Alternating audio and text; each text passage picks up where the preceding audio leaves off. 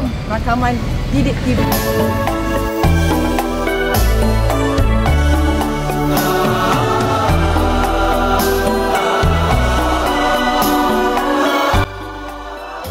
Saya.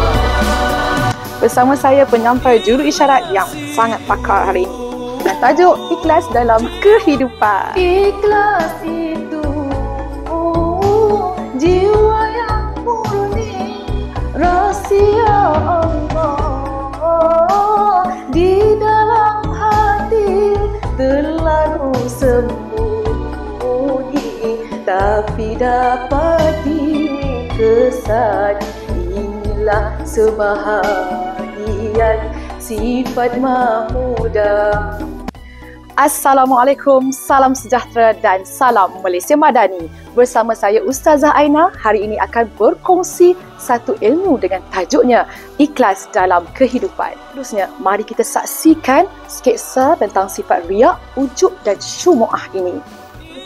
Boleh juga nama awak ni? Okey tak? Okay, bagus awak ni sayang. Okey, jom kita tanya Ustazah.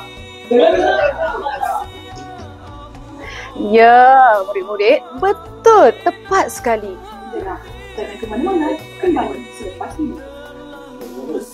Murid-murid semua, mari kita perhatikan video lakonan ini tentang bagaimana seseorang itu ikhlas dalam menuntut ilmu.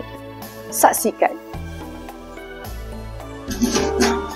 Setiap cerita mesti ada watak tersendiri, memperkenalkan kumpulan mereka yang ikhlas dalam.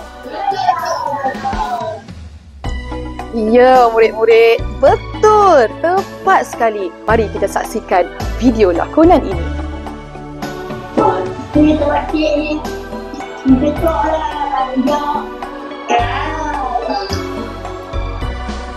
Ya, murid-murid, betul tu.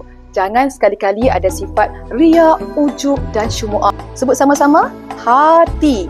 Ya, hati yang bersih tanpa mengharapkan rasa dipuji. Kalau kita dipuji, kembalikan pujian kepada Allah dengan menyebut Alhamdulillah. Baiklah, kita teruskan dengan L. I-K-H-L. Baiklah murid-murid, jangan lupa saksikan rancangan Didik TV pada 18 April 2025 dengan tajuknya Ikhlas dalam Kehidupan. Terima kasih Didik TV. Langsung dari studio Didik TV, selamat Hari Raya Aidilfitri. Maaf Zahir dan Batin.